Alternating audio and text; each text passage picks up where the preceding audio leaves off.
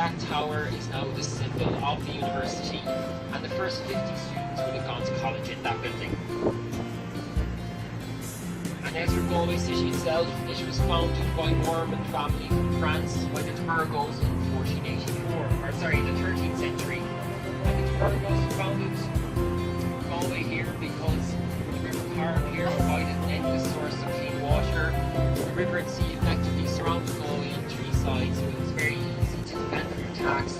And thirdly, Galway Bay provided a great harbour for new sailing boats and good fishing waters for the fishing boats. So Galway rapidly expanded and it became the third most important port in the British Isles after London and Bristol during the height of its prosperity in the Middle Ages. And this is when the famous 14 tribes or merchant families of Galway reached their peak. But then it fell into a period of decline. The plague hit the city twice. There was a great famine in the 17th century, and then finally there was the fatal famine in the 19th century. So it's only been in the past 50 or 60 years that Galway's begun to recover and is now rapidly expanding again. And there are a number of theories as to where the name Galway comes from. But it's most likely that it was named after this river, which wasn't originally called the River Corribe, it was called the River Galway. And Galway is the Irish name for Galway. And it comes from the two Irish words Gal and Ab, which together mean the stony riverbed, which probably refers to the bottom of the Corribe here, which is very rocky. And we are now about to pass into the city's newest bridge, called the Quincentennial Bridge. But even though it was built in 1984, everyone in Galway still calls it the New Bridge. Right here on board the Corribe Princess, as you see in a moment, we like to call it the Low Bridge. And it was built to celebrate Galway being 500 years a city.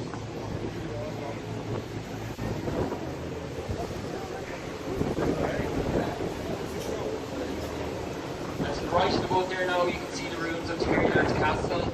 And Terryland Castle, it's actually a very important castle there in its history, but unfortunately it's been let fall into terrible disrepair.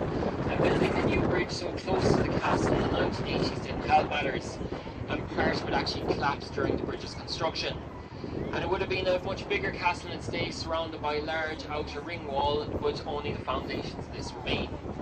And the castle was built by the de Burgos in 1484, and they built their castle here for two reasons.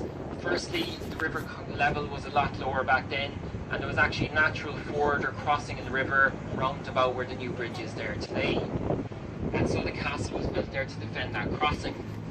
And it was also built here about a half a mile outside the original medieval town walls of Galway, because the de Burgos had just been kicked out of the city by the new mayor.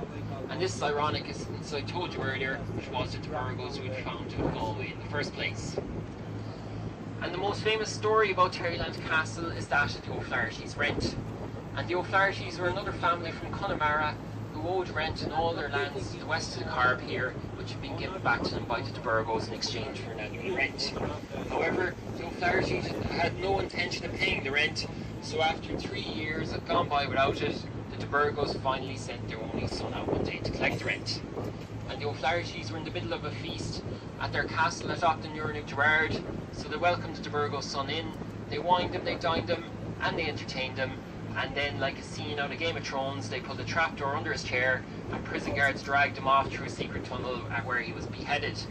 They put his head in a sack, and soldiers rode into Galway and crossed the river there at Terryland and threw the sack onto the courtyard of the castle with a note on the outside saying, "This is the O'Flaherty's rent for the year, for interest." And the de Burgos later put a sign on the front gate saying, "God protect us from the ferocious O'Flahertys." My mother was actually an O'Flaherty from Connemara, who camped down that since those days.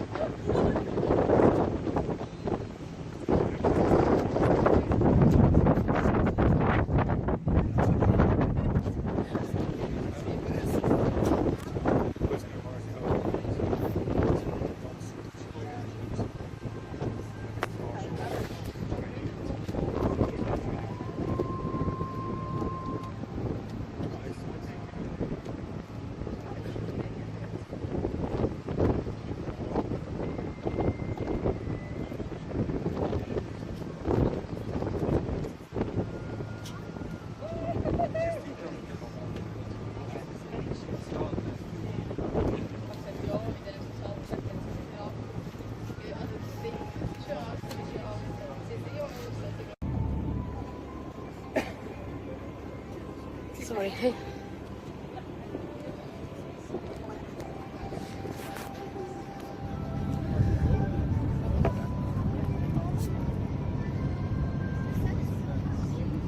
afternoon, ladies and gentlemen. You're all very welcome on board the Corribe Cess. So what we're getting used to now is sunny afternoon here in Galway.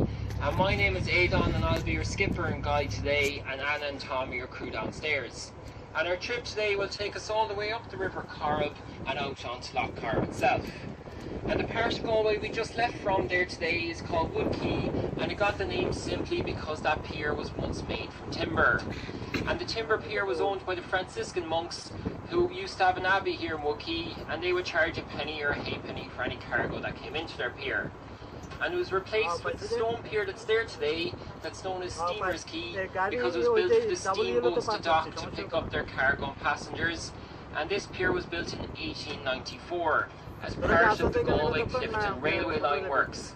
And all that really remains of the Galway-Clifton railway line are the three large stone pillars that you can see to the right of the boat there at the moment.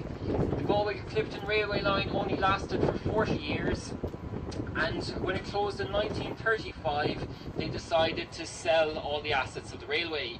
And a huge steel railway bridge used to span those pillars, and it was said to have cost £270,000 to build, which you can imagine in 1894 was a huge amount of money. However, all of the steel on the bridge was sold 40 years later as scrap for the tiny sum of just £10 to a German steel company called Krupp. And Krupp were stockpiling steel from all over Europe at the time to manufacture arms for what would unfortunately turn out to be World War II. And if you look behind us and to the right, you will notice that two of the pillars are closer together, and that's because there was a drawbridge between those pillars.